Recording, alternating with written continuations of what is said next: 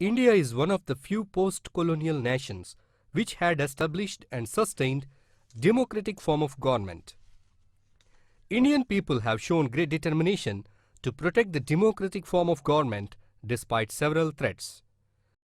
Illiteracy, backwardness and poverty did not prevent them from effectively participating in politics and exercising control over the activities of governments and political parties.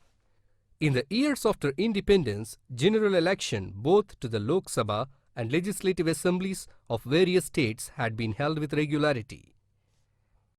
Meaning and nature of democracy. The word democracy is derived from the Greek word demos, means people, and kratia is rule. Thus literally it means rule by the people.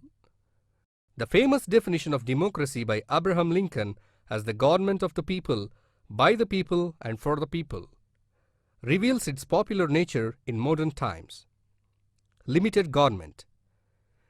The government in a democracy is always a limited one. Under dictatorships, the primary of the state and the supremacy of the ruling party and leader are glorified and are almost made the objects of worship. But it is not so in democracy. There should be so curbs on one's freedom of speech, expression and association except when they harm others' rights and hurt the social life. Thus the democratic government is a constitutional government. Rule of laws. In democracy, all citizens are equal. The law does not recognize any special privilege based on birth or wealth. All have equal rights to participate in politics and contest for any political office. That means in a democracy, the rule of law operates. Important dissent. Democracy is a government by discussion. Right to freely participate in a discussion is essential for any democratic form of government. Further, democracy cannot function properly unless the right of disagreement is recognized. Democracy operates on the recognition of dissent. Need for a vigilant public. Successful functioning of democracy also needs vigilant public. More often, democratic governments came into existence after widespread popular struggle. Thus, people must be alert to defend their rights when they come under attack of those in power. Nature of leadership. Democracy needs a tolerant, wise and responsible leadership. The role of leaders has acquired more significance in newly developing democracies. Often the leaders of some of these countries have undermined democratic institutions and values. People therefore shall carefully choose proper leaders who are righteous and lead others in right path. Social and economic equality. A high degree of social and economic equality is also essential for true democracy. A nation divided into a few rich people and a large number of poor is not conducive to democracy. Political freedom and political equality make little sense in a society dominated by the wealthy. Elections and election process in India. Modern democracy rests on the idea of representation. Without representation, it will be impossible to operate democracy in the modern state with its vast territory and population. The growth of the representative system has enabled the people to control the government through their elected representatives. In practice, the right to vote has come to mean the right to choose representatives. This constitutional right of choosing the representatives is called the franchisee or suffrage or right to vote. Universal adult franchise. Universal adult franchise is one of the important features of Indian polity. During the British rule, franchisee was limited to a few. The electoral principle was first introduced in India 1884 for local bodies and in 1892 for provincial councils. During the 1937 elections, the last in British India, merely 14% of the population had voting right. Only the educated, well-to-do and the taxpayers were the voters then. Introduction of any educational or property qualification for suffrage in India, where large masses are poor and illiterate, would have amounted to a negation of democracy. Every person who is a citizen of India and who is not less than 18 years of age is entitled to be registered as a voter. Elections at various levels. India has parliamentary system of government. In this, Parliament is supreme. It decides on legislation and taxation and controls the work of the government on people's behalf. In India, the Parliament has two houses, the upper house called the Rajya Sabha and the lower house called the Lok Sabha. Of these the two, the Lok Sabha is relatively more powerful because its members are directly elected by the people.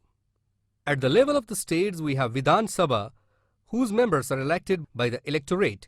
At local level, we have village panchayats, mandal and jilla parishads to administer the affairs of the rural areas in a district. Similarly, there are municipal councils and corporations for the urban areas. These are called local government bodies. People therefore exercise their sovereignty at these three levels for their efficient government in a democratic state. Constituencies and reservations. Indian voters have to elect their representatives periodically to all these bodies at various levels. Any registered voter who completed 25 years of age can contest in the election to the Lok Sabha or to the Vidhan Sabha. For this purpose, the entire country and even state is divided into a number of territorial units. These are called constituencies or seats. Election Commission. The work of conducting elections to the Parliament and the state legislatures is entrusted to the Election Commission. It is an autonomous body. It prepares the electoral rolls and suitably revises them before every general election. It ensures that elections are held as per schedule. It controls and directs the machinery of electronics throughout the country so that elections are held in a free and fair manner. Polling. Elaborate polling arrangements are made by the district election officers. Polling booths are set up, each with a presiding officer and other polling staff. On the date of polling, registered voters are allowed to vote. Then the ballot paper is given to the voter.